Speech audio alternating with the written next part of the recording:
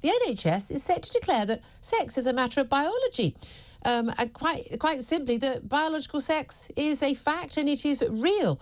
We are defining sex as biological sex, not what...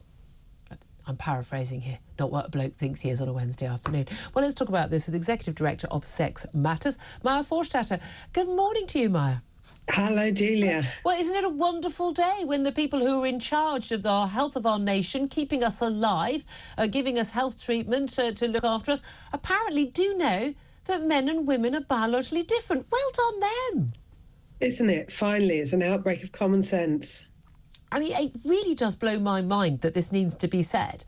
And one of the things I've mentioned before, I had a right old go at the Health Secretary for Atkins when I saw it at an event quite a few weeks back about, you can't just give guidance on things, it's like what happening in schools or in hospitals. You need to make it really clear what you can and can't do because women are being thrown under a bus. Now, we understand this isn't just about, declaring the difference. It's about, trans women, i.e. men, being in women-only wards.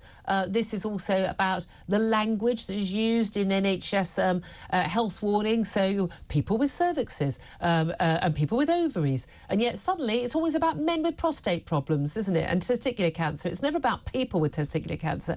And actually recognising the reality of that. And mums, not being chest feeders, but breastfeeders. Do you think this is a real sea change, or is this just tinkering around the edges? I do. I do think it's a sea change. It starts with the Principle 1 of the NHS Constitution, which says that the NHS is for everybody, and it lays out the protected characteristics in the Equality Act. And when it was written in 2009, someone snuck in gender instead of sex, and that's where the trouble started. Right. And so then every time they made a policy about protecting women or single-sex services, whether that's who you're sharing a hospital ward with or who's examining you, wherever they said sex, they got confused and they replaced it with gender identity. Yeah. So they're starting right at the top, and hopefully that will feed through into all of the operational policies. And they'll do what they said. But how was this allowed to happen? Because this is the thing that I find so frustrating is, again, when the Tories act on these things, you think, great, well done, because I'm sorry, that I think Labour, Lib Dems, the SNP, and I'll get to the SNP with you, are frankly all mad on a load of this stuff. They're fully signed up to what we're told is a progressive agenda. It's not. It's a misogynistic, anti-women and anti-gay agenda, I would say, as well. And yet, Tories have been in power for 14 years. Suddenly, have they realised that lots of women care about this and actually it might affect our vote? Quite possibly. It's very interesting what the response has been from the Doctors' Union, from the NHS Confederation, which is the group of NHS senior managers. They've all said, what about the poor trans women? Oh. None of them have come back and said, this is great, this gives clarity to our healthcare professionals to know that they can look after women and girls. And that reflects the capture of NHS institutions and professions. Yeah, absolutely. We saw in the CAS report, didn't we, just a few weeks ago, that the extraordinary power that organisations like Stonewall, once a fantastic fight, on the vanguard for gay rights, now busily undermining gay men and women with their obsession with trans rights, and organisations like Mermaids, run by a woman who took her 16-year-old son to Thailand to cut his tackle off. I mean, I'm sorry, that's a fact. That is literally a fact. I mean, the idea that these organisations should have any input to what happens in the NHS is extraordinary. And the idea that these organisations and the policies that they push are regarded as progressive. Oh, and by the way, taxpayers funding a lot of that work.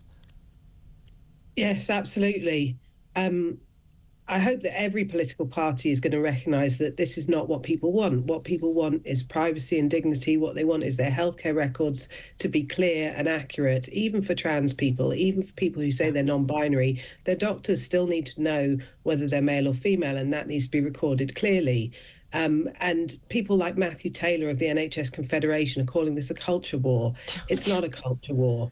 It's a fact war. It's a fact war, and we're on the side of facts. Yeah. I am so fed up, and I'm sure you are, as someone who lost your job just for stating biological fact. No hatred, no transphobia, it's biological fact. And thankfully won your case on appeal.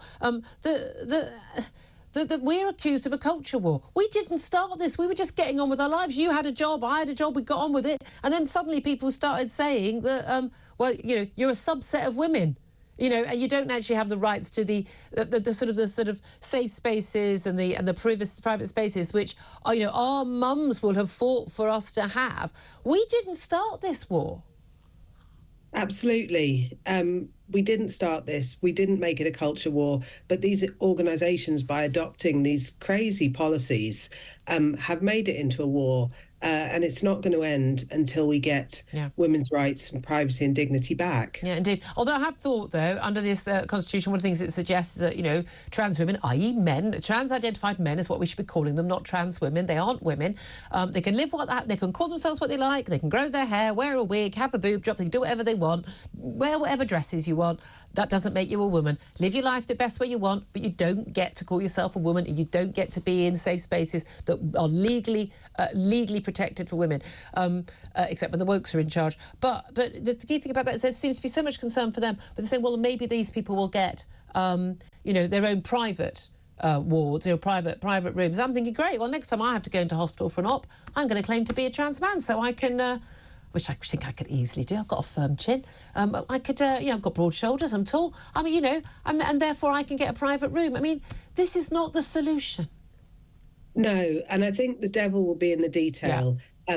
And what it says is that people can get private rooms, and people, you know, clinicians can allocate people, nurses can allocate people to private rooms for all kinds of reasons, and it's going to depend on who needs them, what the medical need is. Yeah. So it definitely doesn't say that trans people should be given a priority, guaranteed a private room. And then there's the question of in which ward. So this is not just the kinds of wards, you know, with beds with curtains around. They're also mental health wards where people are walking around, they're interacting. You know, it's not just a question of is somebody in a separate bedroom, but also when people are moving around and interacting, are women being forced to pretend that men are women? Yeah. And staff as well, that's the thing. Just finally, I do want to ask your thoughts on Humza Yousaf going. Again, you mentioned the culture wars. It was the SNP that started it in Scotland. They've been in power all these years. Do you think that, you know, there's some hope for some sanity returning, both in Scotland as well as in England? I really hope so. I mean, I think for so long people have looked at this issue and said, oh, it's toxic, it's a culture war, it's not serious, you know, it's too dangerous to talk about. And, you know, that's now come home to roost for Humza Yousaf.